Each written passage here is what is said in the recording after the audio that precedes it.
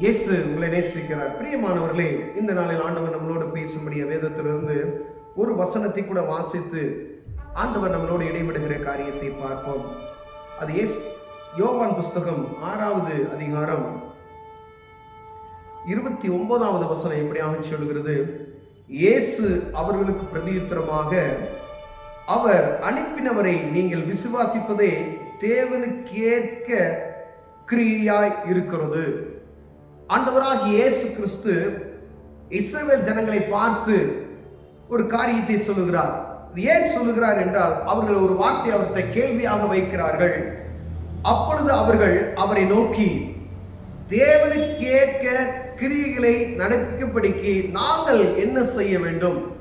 தேவனுக்கு ஏற்ற நல் நடத்தையாய் நாங்கள் இருப்பதற்கு, உண்மையுள்ளவராய் இருப்பதற்கு நாங்கள் என்ன செய்ய வேண்டும் என்று ஆண்டவராகிய இயேசு கிறிஸ்துவிடம் இந்த ஜனங்கள் கேட்கிறதை பார்க்க முடிகிறது. அதுக்கு ஆண்டவர் சொல்கிறார், இயேசு அவர்களுக்கு பிரதியுத்தரமாக, அவர் அனுப்பினவரை நீங்கள் விசுவாசிப்பதே தேவனுக்கேற்ற கிரிகையாய் இருக்கிறது.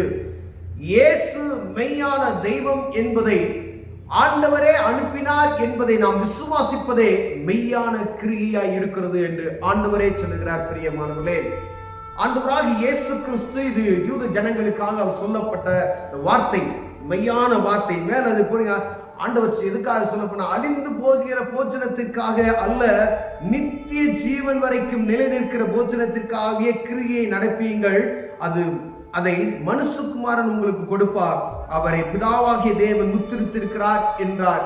அதுக்கு முன்பதாக இது சொல்லப்படுது. நாங்கள் ஆண்டவருக்கு முன்பதாக எப்படி நாங்கள் நீதி உள்ளவர்களாய் உண்மையுள்ள கிரியை செய்ய வேண்டும் சொல்லும் பொழுது, இயேசுவை நீங்க விசுவாசிப்பதே, என்னை பிதாவானவர் அனுப்பினார், அந்த அனுப்பினதை நீங்கள் உணர்ந்து கொள்ளும்படியாய், அப்படியே ஆமன் என்று ஏற்றுக்கொள்ளும்படியாய் அந்த ஒரு கிரியை, ஒரு விசுவாசம் உங்களுக்கு இருக்கிறதே, அவருக்கு நற்கிரியை செய்கிற ஒரு காரியமா இருக்கிறது. இதுதான் நீ வாழ்க்கையில செய்யக்கூடிய நற்கிரியை, ஒரு விசுவாசத்தின் அந்த உறுதிப்பாடு என சொல்லப்படுகிற ஒரு காரியம். பிரியமானவர்களே, இயேசுவே மெய்யான தெய்வம், இயேசு பிதாவானவர் அவருடைய குமாரனை அனுப்பினார் என்கின்ற உறுதிப்பாடு எனக்குள்ளும் உங்களுக்குள்ளும் வருகிற பொழுது விசுவாசிகள் எனப்பட பெயர்படுகிற பிரியமானவர்களே, அந்த விசுவாசத்தை நீங்கள் ஏற்கும் பொழுது ஆண்டவருக்கு நற்கிரியை செய்கிறீர்கள் என்று அவரே தன் வாய் சொற்களால் சொல்லியிருக்கிறார். பிரியமான புதிய ஏற்பாட்டின் காலத்துல ஆண்டவர் சொந்த இரட்சகரை ஏற்றுக்கொள்ளுகிற இருதயம் எப்படி ஏற்றுக்கொள்ள முடியும்? அவர் தான் அனுப்பினார் அப்படின்னு சொல்கிறோம். இயேசுதான் மெய்யான தெய்வம். அவர் பூமியிலிருந்து புதிய ஏற்பாட்டின் காலத்தில் நடக்கப்பட்ட எல்லா சம்பவங்களையும் நாம் படித்து வரும் பொழுது அநேக அற்புதங்களை செய்தார். நம்முடைய பாவங்களை மன்னித்தார், சிலுவையில் அடிக்கப்பட்டார், உயிரோடு எழுந்தார், மீண்டுமாய் அவர் வருவேன் என்று சொல்லி மரத்துக்கு எடுத்துக் கொள்ளப்பட்டார். இதெல்லாம் நமக்கு தெரியும். ஆனா அந்த யூத ஜனங்களுக்கு அவர் இருக்கும் பொழுது சொன்ன காரியம், விசுவாசி, என்ன நீ விசுவாசி.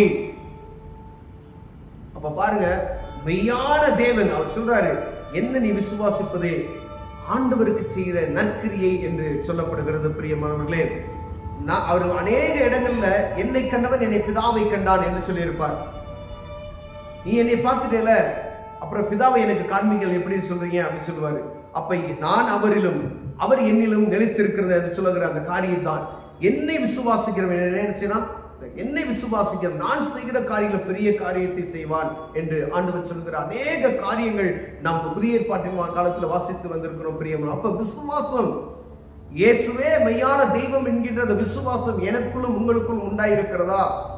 விசுவாசம் இருக்கு, எந்த அளவிற்கு நமக்குள் உறுதிப்பட்டு இருக்கிறது? ஒருவேளை நாணலை போல அப்படியே மாறுகிறோமா என்று பார்க்கும்படிய ஆண்டவர்களோடு என்னோடு பேசுகிறார். பிரியமானவர்களே, அதாவது இயேசுவை என் முழு சொந்த இரட்சகராய் நான் ஏற்றுக்கொண்டேன் அப்படின்ற உறுதிப்பாடு எனக்குள்ள இருக்கிறதா? இங்கோ ஒரு இடத்துக்கு போனேன், ஆண்டவர் அற்புதமாய் ஒரு கூட்டத்தில் ஒரு சுகத்தை கொடுத்து விட்டார். சுகத்தை மாற்றம் நான் பெற்றுக்கொண்டுட்டு கடவுளுக்கு நன்றி செலுத்தி விட்டு கடந்து செல்வது மாத்திரம் அல்ல, அந்த அற்புதம் எப்படி நடந்தது, யார் நிமித்தமாய் நடந்தது அப்படின்றதை மாத்திரம் அறிந்து கொள்வது மாத்திரம் அல்ல, என்னுடைய பாவங்களை மன்னித்து எனக்காக என்னுடைய அக்கிரமத்துக்காக இயேசு கிறிஸ்து மரித்தார்.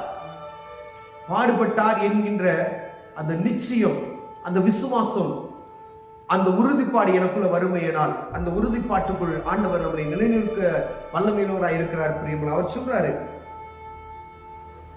அவர் அனுப்பினவரை நீங்கள் விசுவாசிப்பதே தேவனுக்கேற்க கிரிகையா இருக்கிறது. அவர் அனுப்பினவரை நீங்கள் விசுவாசிப்பதே, விசுவாசம் எவ்வளவு முக்கியம், எவ்வளவு காரியம் பாருங்க.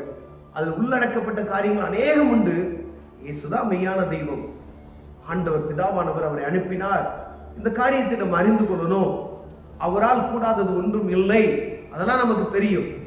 அவர்களுக்கு ஒரு விசேஷமாக அவரை அனுப்பினவரை நீங்கள் அறிந்தீர்களாவே நற்கிரியை என்று ஆண்டவர் சொல்லியிருக்கிறார். பிரியமானவர்களே, இயேசுவை அறிந்திருக்கிறோமா? கிறிஸ்தவர்களாகிய நாம் இயேசுவை எப்படி அறிந்து வைத்திருக்கிறோம்? இயேசு எப்படிப்பட்டவரோ என்று பார்க்கக்கூடிய அநேக காரியங்களை நம்ம முன்னாடி வாசித்திருக்கோம், அதை தியானித்திருக்கிறோம். ஆனா இயேசுவை நான் எப்படி அறிந்து வைத்திருக்கிறேன், இயேசுவை நீங்கள் எப்படி அறிந்து வைத்திருக்கிறீர்கள் அப்படின்னு பார்க்கும்படி ஆண்டவர் உங்களோடு பேசுகிறார். அந்த உறுதி உங்களுக்குள் இருக்குமேனால் அதுவே தேவனுக்கு ஏற்ற பிரியம் என்று அவர் சொல்லுகிறார். பிரியமானவர்களே, ஒருவேளை எனக்குள்ள உங்களுக்குள்ள அப்படிப்பட்டதான விசுவாசம் இருக்கிறதா? அவரே ரட்சகர் என்கிற விசுவாசம் இருக்கிறதா? ஆண்டவரே அவரை அனுப்பினார் அப்படின்ற விசுவாசம் இருந்தால் ஆண்டவர் நம்மை ஆசீர்வதிக்க வல்லமையுள்ளவராக இருக்கிறார். கண்களை மூடுவோம், ஜெபம் செய்வோம். அன்பின் தகப்பனே, வா, நீங்க அனுப்பினவரை நாங்கள் விசுவாசிக்கிறோம். ஆண்டவரே, அந்த விசுவாசம் எங்களுக்குள் இருக்கிறது. ஒருவேளை அந்த விசுவாசம் யாராருக்குமா இல்லையோ, அந்த விசுவாசத்தை நிலைநிற்க செய்வீராக. இயேசுவின் நாமத்தில் பிதாவே, ஆமென்.